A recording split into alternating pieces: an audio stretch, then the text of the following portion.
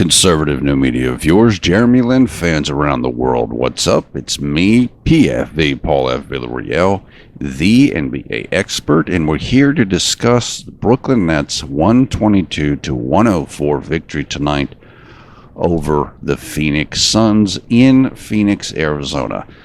The Suns fall to 3-7 on the year. Brooklyn improves to 4-5 on the season, and tonight was their first road victory of the season. The Suns had three players who scored 16 or more points. Chris, Warren, and Jared Dudley off the bench. Brooklyn got 19 points and 8 rebounds from Trevor Booker.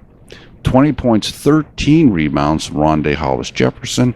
19 points from Sean Kilpatrick, who started at point guard. 19 points off the bench from Joe Harris. Luis Scola, 10 points, 5 rebounds.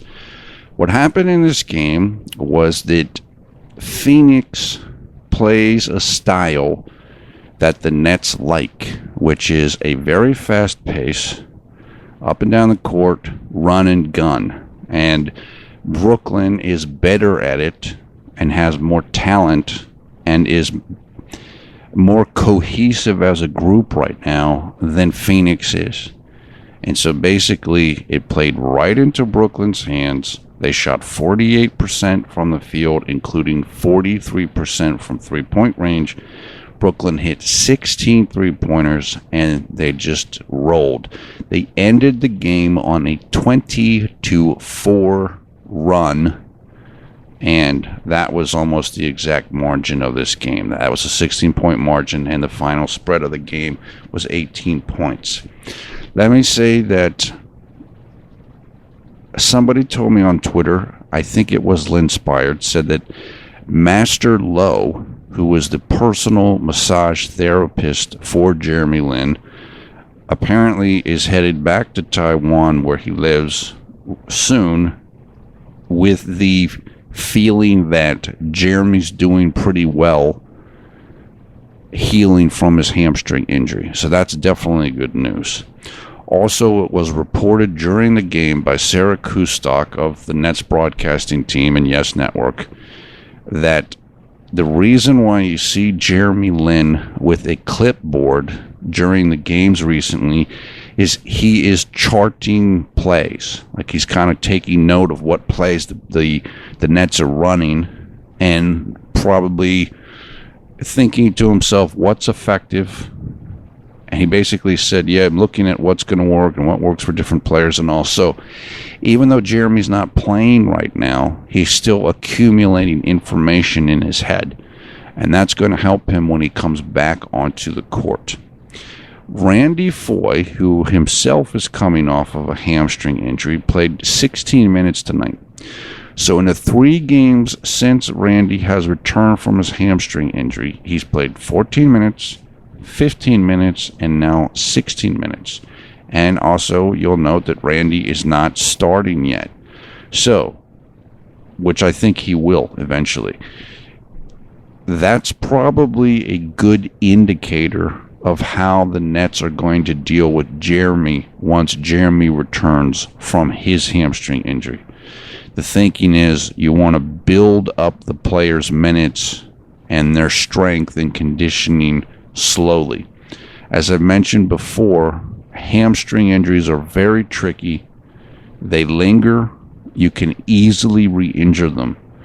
So even though Jeremy might be back like this upcoming week, it still could take him 2 to 3 weeks to gonna get back up to full speed. It is frustrating. It will hurt his statistics in terms of per game. As somebody was talking to me, Thanzin, I can't remember your name right now, I'm sorry, was talking to me about this and on Twitter and saying, yeah, that could hurt his all-star prospects. It could, but people will also look at things like what your statistics are per 36 minutes and kind of maybe factor in some things. Jeremy's statistics are really good right now in terms of his advanced statistics. So I wouldn't count him out of the all-star race just yet. But I do think that's probably what you're going to see It's probably going to take Jeremy a couple weeks to work back up. Maybe they don't start him. Maybe he plays 15 minutes or so when he first comes back and he builds himself up. The good thing for Jeremy is he's never had a hamstring injury before in his entire playing career. This is new.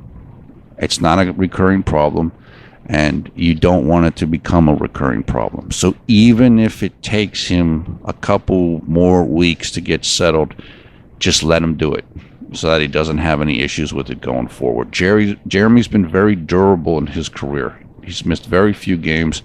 The only exception to that was when he played in New York because he hurt his knee.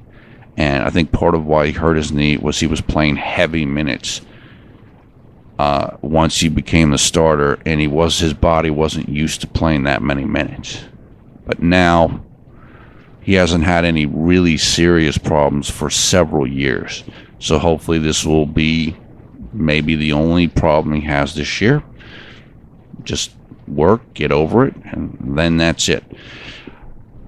The team, this is exactly the type of thing that we're hoping to see. Isaiah Whitehead didn't even play in this game because he's dealing with a concussion, which I did not realize. But the team, as I believe we mentioned last video, or maybe not, they waived Gravis Vasquez and they signed back Yogi Ferrell as for a backup point guard spot. The reason why they waived Gravis is because he has to have ankle surgery again. But Gravis will receive his full salary. So it is a shame that he is not on the team anymore, but he's going to be out for a while. But he will get his money. So that's a good thing for everybody involved. The Nets did it because they need guys who can play right now. And Gravis is not going to be able to play for a while. Yogi Ferrell was somebody I think who was getting ready to, obviously he was in training camp. I think he was getting ready to sign with the Nets D-League team that plays on Long Island. And so they signed him up. Tonight, with Jeremy out, with Gravis not around, with Isaiah Whitehead hurt, Sean Kilpatrick started at point guard, and he did an excellent job. Yogi Ferrell backed up Kilpatrick, and he played 13 minutes. We've talked before about how the team has more ability than what people thought it was going to have. Like, some of these players are really coming through. Remember, a week ago, people were very frustrated with Rondé Hollis Jefferson, and they're like, oh, well, his offense isn't any good. He's not doing anything. 20 points tonight. And he had another big game like, the last game or the game before that. It's starting to come around. Just got to kind of let these young guys develop, get some confidence, and then they can show what they can do. Not only did he have 20 points, he got 11 free throw attempts. So what that means is he's being very aggressive. He's driving to the basket. If you don't shoot that well, then drive to the basket where you don't have to shoot from a very far distance and you're likely to get fouls. And that's what Rondé did tonight. And 13 rebounds. I mean, that's monstrous. He led the entire game in rebounds. I mean, if you can get that from your small forward, that's really good. So 20 points from Rondé, 19 points from Sean Kilpatrick, who's just playing incredibly well, and 19 points from Joe Harris off the bench. These guys, as we discussed, with Coach Atkinson, with Jeremy around there, with the new Nets culture, these guys are building up their belief and their confidence, and you can see it. It's getting more and more every single day. More, and we also saw Joe Harris once again in and around the basket, getting shots around the rim, being aggressive. Because if you look at Joe, he's a pretty strong guy. He's not super athletic, but he's powerful. Use your body, throw your weight around, get in there, and that's what he's doing now. And obviously, he can shoot the three-point shot. That's his primary skill as a player. So if once this team can get healthy, once Jeremy's back and he's up to full speed, once Randy Foye is up to full speed and Isaiah Whitehead is recovered from a concussion, you're going to have real talent throughout this roster. In fact, this team reminds me right now of what the Lakers are doing right now. The Nets don't have as much talent as the Lakers do right now, but it's a similar thing. Young team or new coach, new situation, and everybody's feeling good, and they're playing loose, and they're playing fast, and the bench is really good for the Lakers, and this bench can be very good for the Nets. I mean, Rondé, he'll probably stay as a starter, but I could see a starting lineup of Jeremy, Randy Foye, yeah, probably Rondé, and then Booker and Lopez. But that means that your backups then are, I guess, Isaiah Whitehead, Sean Kilpatrick, Joe Harris, or actually Boyan as the backup small forward, Luis Scola, and Justin Hamilton. Then, like, Joe Harris is your 11th man. I mean, again, if you asked people around the NBA to evaluate that roster and that bench, they would tell you, it's not that great, but it looks really good right now.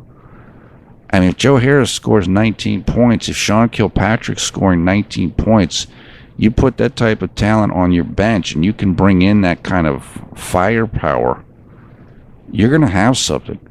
And particularly with the way the Nets play, they play fast and they play at a high pace, which means that you need to substitute in guys a lot. You need to rotate. You can bring in guys and you can just kind of keep going.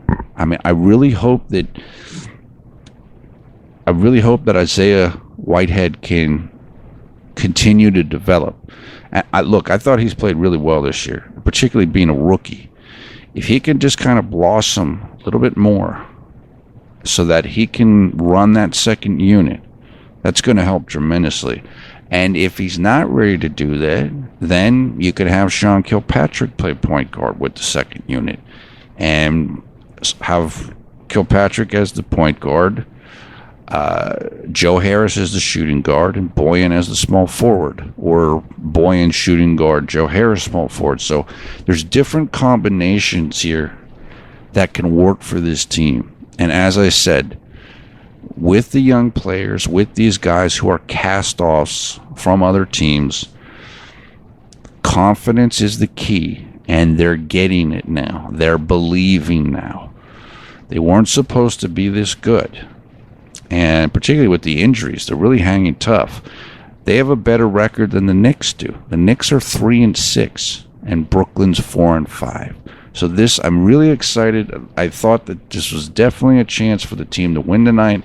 Very happy that they got this win, and you have to be really encouraged by where things are at right now. Things are developing for this team quickly, and a lot quicker than people thought they were going to. So I'm very excited. Now let's talk about the next game coming up, because unfortunately things are going to get tougher, and that's because the next game is against the Los Angeles Clippers. Los Angeles Clippers currently have a 9-1 record, and they're the best record in the NBA, and they're playing extremely well, and the game is going to take place in Los Angeles. So that game will be on Monday, November 14th here in the United States in Los Angeles against the Clippers. It will take place at 10:30 p.m. Eastern Time and will be on Yes Network and NBA League Pass. As I said, that's going to be difficult. The Clippers are going to be heavily favored. Their bench is playing really well as the Clippers. They're really in sync right now, and this might be the best version of the Clippers that we've seen since Doc Rivers got there. So you got to give them a lot of credit. And that's going to be a very difficult game for Brooklyn to win. I do think, though, that with the way Brooklyn's playing right now, they can make the game competitive. The Clippers are deep, and they have the best defense in the NBA. So this is going to be it's going to be tough for Brooklyn to get the kind of offense that they want. Look, I don't put anything past Brooklyn. I mean, the Hornets have one of the best records in the NBA, and Brooklyn had a very good chance to beat them, and maybe even should have beat them, and they only lost by 4 points. But this West Coast swing is going to have some tough games. It's good that Brooklyn was able to get the victory tonight, start off the road trip the right way, and then we can absorb a couple losses on the road before the team gets home to Brooklyn. I think what the team wants to do now is just do whatever they can do on the road, kind of hold down the fort until Jeremy comes back, until Randy Foye gets a little healthier, now until Isaiah Whitehead comes back. Let's get this team healthy and in everybody on the same page, and then let's see what we can do. Because we might go a couple games under 500 here, but again, I don't think the team's going to panic.